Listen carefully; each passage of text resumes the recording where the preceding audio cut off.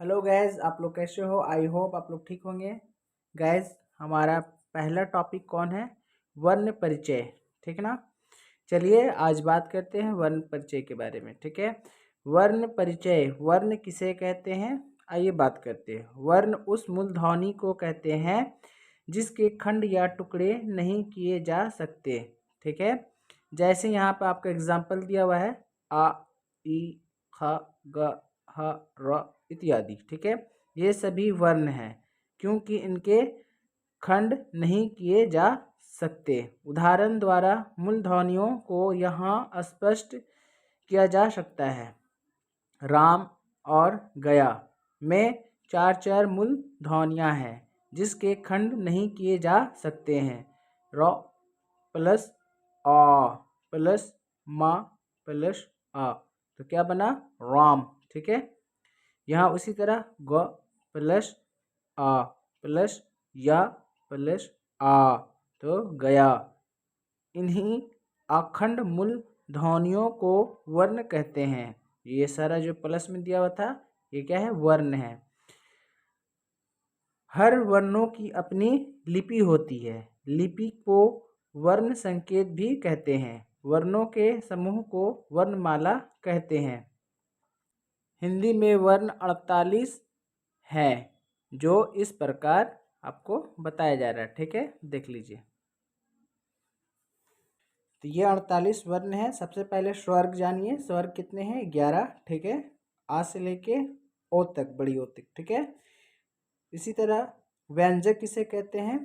तो व्यंजक देखिए, का से अंगा, चा से या, टा से ना, और ता से ना, और पा से मा, और या से वा, शा से हा, और रा ये दो।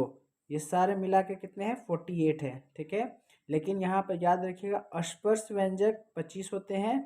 ठीक है, फिर अंत अस्त 4 होते हैं, उसमें 4। ठीक है, और 2 जो होते हैं यहाँ पे देख ही रहे हैं, राड़ा। अनुस्वर, विसर्ग, अयोग, वह 2 हैं। कितने होते हैं? ये 2। अगर आपसे कोई पूछे कि स्वर्ग कितने होते हैं हिंदी में, तो 11। अगर बोले वर्ण कितने होते हैं तो बोलिएगा 48। वर्णों के समूह को क्या कहते हैं? वर्णमाला। ठीक है, और वर्णों के लिपि को क्या कहते हैं? वर्ण संकेत भी कहते हैं। ये याद रखिएगा। ये सारे इंपॉर्टेंट क्वेश्चन आप बना लीजिएगा दोस्तों, जैसे यहाँ पे जो जो डार्क दिया हुआ है। ठीक है, व्यंजक कितने होते हैं तो आप जानिएगा। स्पर्श व्यंजक, जिसे हमें बोलने में ज़्यादा कुछ दिक्कत ही नहीं होती है, उसे 25 कहते हैं। जिसमें हमें कुछ ऊष्मा के साथ या कुछ मतलब बोलने में अंतअस्त आधा आवाज़ मतलब कंठ से निकलना वाला होता है, उसको 4 होते हैं। उसमें वाला 4 होते हैं। ठीक है, अनुस्वर्ग, विसर्ग, अयोग वाह 2 होते हैं। ठीक है, याद रखिएगा। वर्णों के भेद, अगर पूछे आपसे वर्णों के कितने भेद होते हैं तो याद रखिएगा वर्णों के 2 प्रकार होते हैं या 2 भेद होते हैं। ठीक है, स्वर्ग वर्ण और व्यंजक वर्ण। ठीक है, आगे बात करते हैं स्वर्ग वर्ण किसे कहते हैं, जिसे इंग्लिश में वोवेल कहते हैं। इसका आंसर लिखिएगा। स्वर्ग उन वर्णों को कहते हैं जिसका उच्चारण किसी दूसरे वर्णों की सहायता के बिना होता है। इसके उच्चारण में कंठ तलु का उपयोग होता है, जीभ होंठ का नहीं।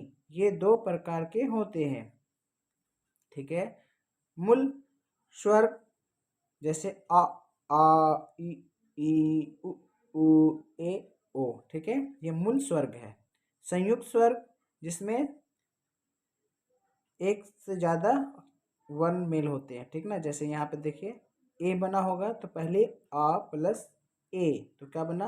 ए। ठीक है, उसी तरह और भी दिया होगा यहाँ, जैसे ओ बना होगा बड़ी ओ। ठीक है, तो आ प्लस छोटी ओ, तो क्या बना? ओ। याद रखिएगा ये संयुक्त स्वर्ग है। मूल स्वर्ग के 2 भेद हैं, हृस्व और दीर्घ।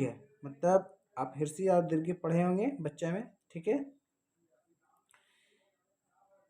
हृस्व स्वर्ग आ ई उ री के उच्चारणों में कम समय लगता है। दीर्घ स्वरों आ, ई, उ, ए, ओ के उच्चारण में दुगना समय लगता है। ठीक है।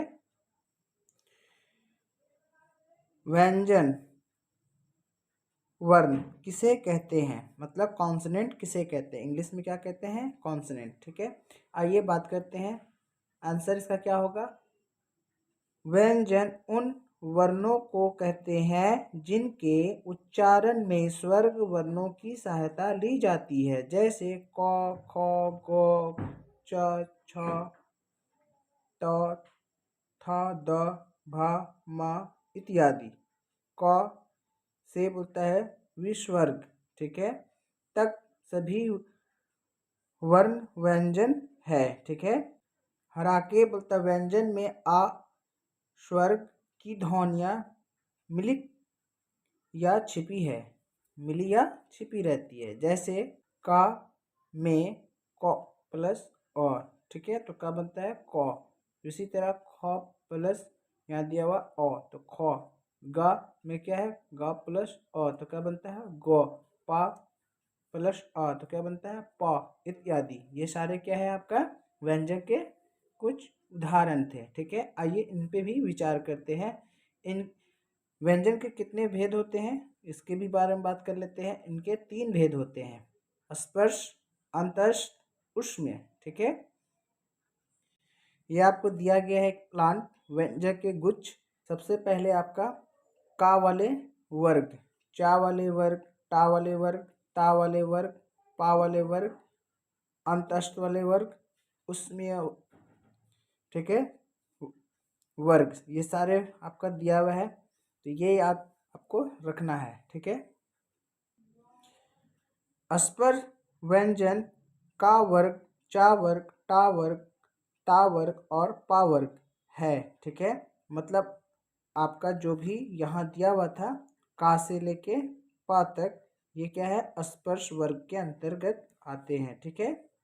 नेक्स्ट बात करते हैं दोस्तों, अंतस्थ व्यंजन 4 है, जैसे इसमें लिखा हुआ है य, र, ल, व। ठीक है। उष्मीय व्यंजक भी 4 है, जैसे यहाँ लिखा हुआ है श, श, श, ह। इन सारे व्यंजनों को व्यंजन गुच्छ के रूप में ऊपर चित्र में देखा जा सकता है, तो आपको पहले ही बता चुके हैं ये वाला। ठीक है।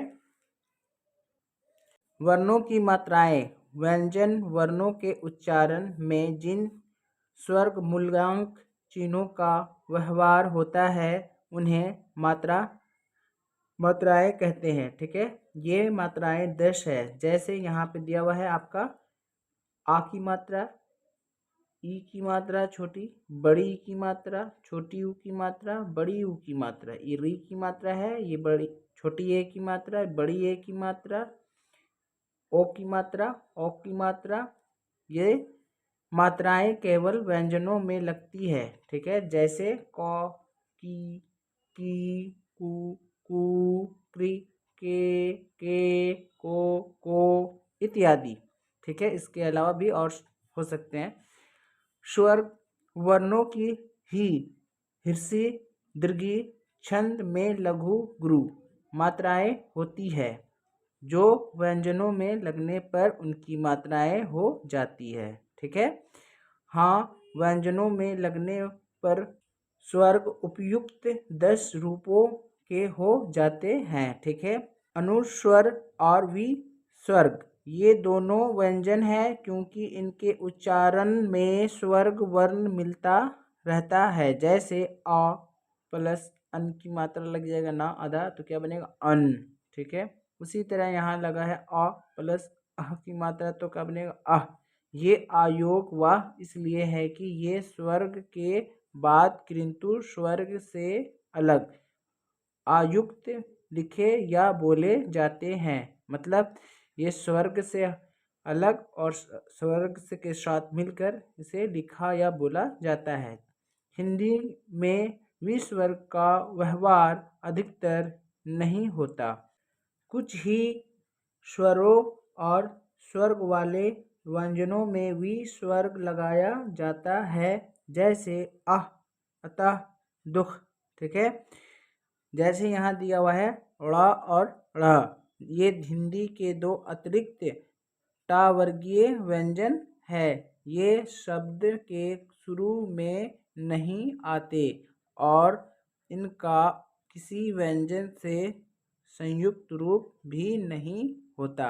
मतलब ये इससे वर्ड जो बनाते हैं ना, ये फर्स्ट में नहीं होता बल्कि लास्ट में होता है, और ना ही ये संयुक्त किसी से मिलकर कोई वर्ड बना पाता है। ठीक है, लास्ट में आएगा वो चलेगा, लेकिन फर्स्ट में नहीं आता है। ठीक है, तो संयुक्त व्यंजन और संयुक्त अक्षर जैसे छ, त्र, स्र और ज्ञ, हिंदी में ये संयुक्त व्यंजन है। ये स्वतंत्र वर्ण नहीं है, इसलिए हिंदी वर्णमाला में इन्हें पर्याय स्थान नहीं दिया जाता। मतलब इसको पहला स्थान नहीं रखते इस पर। ठीक है, इसका कोई स्थान नहीं है।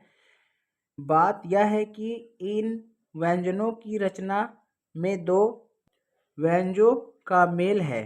जैसे क प्लस श को मिलाकर छ की मतलब त और र, तो क्या बनता है मिलाकर त्र। ठीक है, उसी तरह श प्लस र मिलाकर क्या बनता है श्र की बोलता है, और जा प्लस या तो क्या बनेगा ज्ञा मिलाकर, ठीक है, की रचना हुई है। ये संयुक्त व्यंजन कहलाते हैं। संयुक्त अक्षर में दो या दो से अधिक व्यंजनों का मेल होता है और दोनों के बीच स्वर्ग नहीं रहता। जैसे सत्य, उत्थान, उत्पन्न, ख्याति, कार्य, राष्ट्र इत्यादि के अंदर कोई भी स्वर्ग नहीं मिलेगा वर्ण। ठीक है, बात समझ में आई दोस्तों। हिंदी ध्वनियों के उच्चारण स्थान, मतलब कहाँ से किस अक्षर को बोलना है, ये आपको यहाँ बताया जाएगा। ठीक है, मुंह के जिन भागों से वर्णों की ध्वनियाँ या उच्चारण होता है उसे उच्चारण स्थान कहते हैं। ठीक है, इन उच्चारण स्थानों को इस प्रकार दिखाया जा सकता है। देखिए, ये आपका फेस का मतलब डायग्राम है, देख रहे हैं। तो यहाँ पर सबसे पहले देखिए, आपको दंत दिया हुआ है, तो दंत वाले में ता वर्गीय, ला, शा ये सब आएंगे। ठीक है, मतलब दंत से मतलब दांत के आवाज की तरह निकलेगा तो। ठीक है, ये इस साइड से आवाज आएगा मिलाकर। ठीक है, उसी तरह मूर्धा वाले कहाँ से आवाज निकलेगा, जैसे यहाँ देख रहे हैं जबान दिया हुआ है यहाँ से। ठीक है, मूर्धा वाली जिसमें कौन कौन आते हैं, टा वर्गीय आते हैं, रा, श्र और री आते हैं। ठीक है, फिर नीचे आया है ओट वाले। ठीक ना, ये होंठ से सटकर मतलब कोई जैसे आवाज निकलता ऊ। ठीक है, ऊ, पा। ठीक है, ये वर्ग जो भी आएगा ऊ और पा वर्ग, ये होंठ वाले साउंड है। कंठ वाले आ, आ, का वर्गीय और हा, आह का मात्रा जो कहाँ से निकलती है, कंठ से।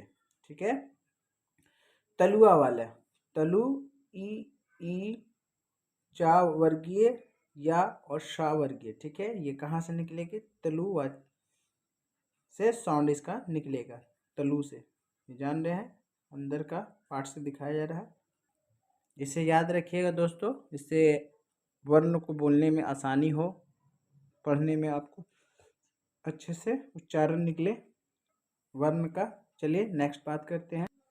ये बायोडाटा को आप याद रखिएगा, वहाँ तो फेस बना हुआ था, लेकिन इसको इस तरह से याद रखिएगा। कंठ लिखा है, तलु लिखा है, मधुर धा लिखा हुआ है, दंत लिखा हुआ है। ठीक है, होंठ लिखा हुआ है, कंठ तलुआ लिखा हुआ है, कोष्ठ। ठीक है, कंठ कोष्ठ, दंत कोष्ठ, और बोलते हैं नासिका, मतलब नाक से जो निकलता है, जैसे ड़ा, या, ना, मा। ठीक है, ये सारे नासिका मतलब नाक से निकलने वाले।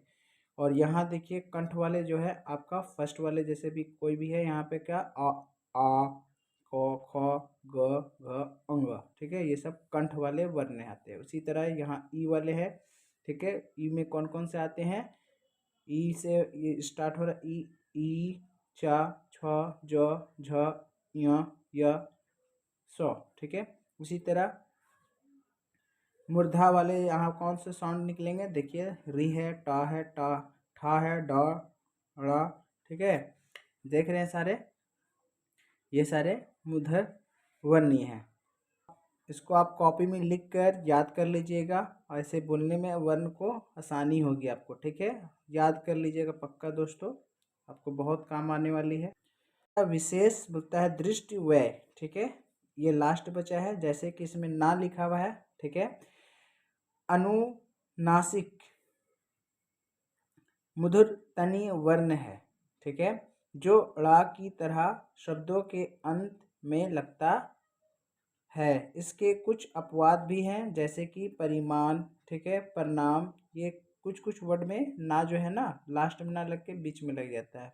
बाकी वही ड़ा और ड़ा वाला आप जानवे किए हैं पीछे, उसी टाइप का ये भी ना है, लेकिन कुछ अपवादित दो शब्द हैं, और भी हो सकते हैं एक दो, इस तरह से उसको बीच में यूज करते हैं कहीं कहीं पर, बाकी सब जगह पे लास्ट में अधिकतर होता है, ठीक। अनुतान, ठीक है। अनुतान के बारे में बात करते हैं दोस्तों। वर्णमाला में कुछ वर्ण ऐसे होते हैं जिनके उच्चारण में स्वर्ग तांत्रियां परस्पर झंकृत होती है, जैसे ग, ज, द, ब, य, र, ल, व, ह। मतलब आवाज क्या हो रही है? गूंज रही है, ठीक ना, झनकार के जैसा। यदि ये घोष ध्वनियाँ कहलाती है। अनुतान एक प्रकार की सुरुल लहर है जो सभी घोष ध्वनियों में वर्तमान रहती है। उच्चारण में सुर अथवा तान के पीछे चलने वाली ध्वनियों को अनुतान कहते हैं। इस अर्थ परिवर्तन सुर भी कहते हैं। जब हम बोलते हैं तब शब्द अथवा वाक्य में सुर लहर रहती है। अच्छा, बस, हाँ आदि शब्दों में अर्थ, प्रासंग और प्रयोग की उच्चारणगत भिन्नता रहती है। ये आपका कंप्लीट हुआ लेसन दोस्तों। अब ये कुछ क्वेश्चन आपको इस तरह से बना लेना है, सारे को आंसर देना है, ठीक है। वर्ण किसे कहते हैं, वर्ण के कितने बोध होते हैं, ठीक ना। उसी तरह स्वर और व्यंजन किसे कहते हैं, दोनों का उदाहरण देकर बताएं, ठीक है। संयुक्त अक्षर किसे कहते हैं, सारे हम बताए हैं आपको, ठीक है। कितनी मात्राएं हैं, मात्राएं के बारे में बताए हैं, 10 है, उसको लिखिए, ठीक है। अनु, स्वर और भी स्वर्ग क्या है उसके बारे में बताना है। छात्रा और ज्ञा किन किन वर्णों का मेल है, ये आपको लिखना है, ठीक है। 10 ऐसे शब्दों लिखे जिनमें अनुस्वर्ग आया हो, मतलब अन की मात्रा आह की मात्रा आया हो, ठीक है। कुछ क्वेश्चन यहाँ पे भी है। 5 ऐसे शब्द लिखे हो जिसमें छा मतलब आया हो, जैसे परीक्षा। नीचे लिखे शब्दों को ना या ना की अशुद्धता दूर कर लिखे, ठीक ना। इसको दूर करना है, जैसे परिमाण में क्या ये वाला ना होता है, परिणाम में ये होता है, साधारण में ये होता है। आपको इसको चेंज करना है, ना का जो जगह पे आएगा वो ना लिखेंगे, जो जगह पे ना नहीं आएगा उसको हटाकर वो वाला ना लिखेंगे, ये वाला या ये वाला। तो यहाँ पर जैसे ये वाला ना होगा, ठीक है, यहाँ पे भी ये वाला ना होगा, ठीक है। इस तरह से आप कर लीजिएगा दोस्तों। उसी तरह सारा क्वेश्चन आप देखिए। ड़ा और ड़ा वाले 4 शब्द लिखे, दोनों जो ड़ा होता है जैसे कि पेड़, ठीक ना, जैसे कि बड़ा, जैसे कि पढ़, ये सब शब्द में आता है लास्ट में ड़ा, ये दोनों का आप लिखना है। जैसे कपड़ा, सारा को आपको क्या करना है, लिखना है। निम्नलिखित वर्णों के उच्चारण स्थान बताएं। अ, क, ई, च, ट, थ, प, उ। ये सारे मतलब किस, मतलब उच्चारण कहाँ से होगा, मुंह का आप देखे थे डायग्राम, ठीक है। उस डायग्राम में या चार्ट में आपको लिखा हुआ था, उस चार्ट का ही सहायता से आप इसको बता सकते हैं आराम से, ठीक है। उसी तरह अनुस्वर्ग और विस्वर्ग को अयोग्य क्यों कहते हैं, तो उसका बारे में बताए थे, ठीक है। रिक्त स्थानों को भरें। देखिए यहाँ लिखा हुआ तावर्गीय उच्चारण स्थान कहाँ होता है, कहाँ से होता है, तलुआ से निकलता है कि कहाँ से निकलता है, वो आपको बताना है, पढ़ा चुके हैं। वर्णों का समूह को कहते हैं, क्या कहते हैं, वर्णमाला कहते हैं, आपको पता ही होगा। ठीक है, छात्र ज्ञा, ये 3 है, ठीक ना, ये तीनों क्या है, संयुक्त व्यंजन है। ठीक है, उदाहरण देकर अनुतन की विशेषता बताएं। थैंक यू दोस्तों, बाय बाय।